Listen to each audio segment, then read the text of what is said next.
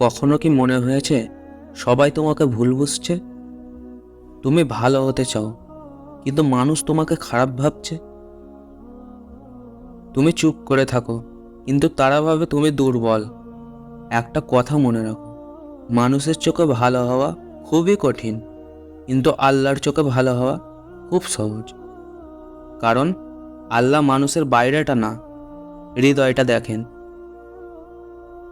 হয়তো তুমি রাতে একা বসে কেঁদেছো, হয়তো তুমি কাউকে না জানিয়ে দোয়া করছো, আর সেই দোয়াটাই হয়তো আল্লাহর কাছে সবচেয়ে বেশি প্রিয়।